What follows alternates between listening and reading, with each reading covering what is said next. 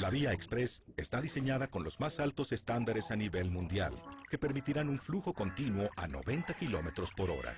Contará con sistemas inteligentes de peaje, por lo que la velocidad de acceso será de hasta 70 kilómetros por hora y estará vigilada por sistemas de seguridad de última generación, que permitirán a los usuarios transitar con toda confianza a cualquier hora. This is a 1950s solution to a 21st century problem.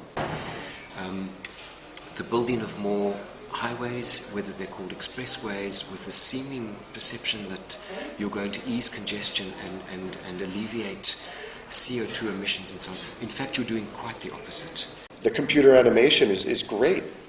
It's world-class animation, but I love the fact that there's no congestion on the highway. You know, the highway looks perfect, but it's just not a realistic portrayal of a highway. It's full of lies. It does not. It is impossible. There's nowhere in the world that a high quality, high capacity, high speed road has saved time. New roads generate new traffic. New roads fill up with new traffic. And that road, interesting on the clip there, it showed about 3 or 4 cars having a nice time and running through it. I mean, there will be thousands and thousands and thousands of cars. The main thing that road will do is persuade thousands, tens of thousands, hundreds of thousands more people to use a car. There's so much experience worldwide now to show that, well, perhaps for 3 months or 6 months or a year or two, you'd see some improvement, but the things will just fill up with more cars. So, believe in dreams, believe in this. Gracias a los ahorros en tiempo que generará tanto a sus usuarios como a la población en general, contribuirá sin duda a elevar la calidad de vida de la sociedad tapatía, ayudando además a disminuir las emisiones contaminantes a la atmósfera. The video it's propaganda. It's ridiculous. It's laughable. You know, the idea that a multi-laned raised highway would reduce pollution. How, if you're bringing more cars into the system, how can that reduce pollution? And if you have a look at a graph of cities that have large numbers of these intra-urban freeways, they have the highest levels of pollution, and in the cities that have the lowest levels of freeways, they also have the lowest amount of transport pollution. It will create massive pollution, it will create congestion at all the exit and entrance points, and it will make the whole city more dysfunctional. Giving more space to more cars. It increases your pollution, it increases the inequality of the city. The repercussions of this type of a project are just, they're so far-reaching and so negative. El proceso constructivo de la Vía Express estará a la altura de la infraestructura que hoy en día se desarrolla en Europa y Norteamérica. Este proceso minimizará las molestias a los vecinos, así como los contratiempos que los automovilistas pudieran percibir durante el periodo de construcción, que será de aproximadamente 20 meses. And America has the worst reputation for mobility. There's all major projects in the world are so cheap, fast, doesn't bother anybody. All major projects in the world take longer, cost more, and bother a lot of people. And city governments are going to do something that fundamentally changes the character of the city. It's absolutely instrumental that communities are involved in the process. Este tipo de soluciones han sido implementadas en ciudades de primer mundo, como Tokio, Los Ángeles y Seúl. Please show me a project like this somewhere in the world that has solved the problem.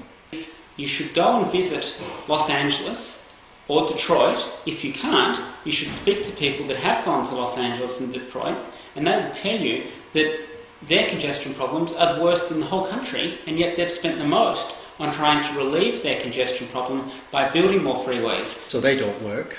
The M25 motorway around London was built a high quality, very expensive 6-lane motorway all around London. That had a design life of 30 years.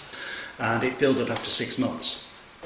I could cite an example from Texas in the United States where they had a 3-lane highway which became congested in the 1980s, and they made it into a 6-lane highway. And for some months there was a lessening of congestion, but then within a year the 6-lane highway had become as congested as the previous 3-lane one. convirtiéndose en un elemento de modernidad, facilitando la convivencia de sus habitantes. Some research has been done in the US and also in Australia on the communities that live very close to big freeways, and what they've found is that those people exercise less and are exposed to greater levels of air pollution than other residents. From my experience in the United States, as well as my experience in Central Europe, building a highway in an urban area bisects the city, automatically creating on one side, the less desirable side of the highway, a ghetto. And the thing that these elevated structures do is they slice a city right in half. They make terribly ugly, dangerous, noisy spaces underneath them.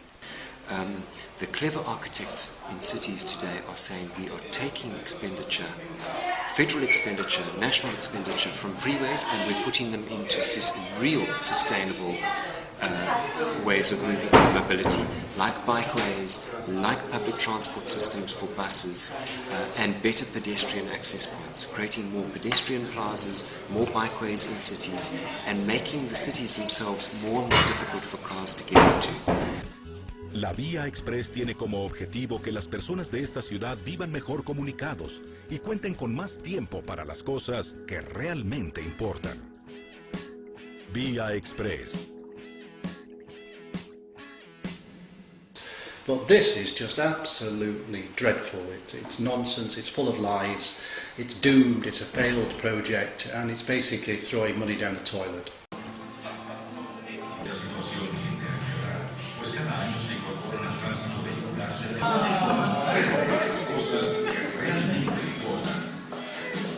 Vía Express.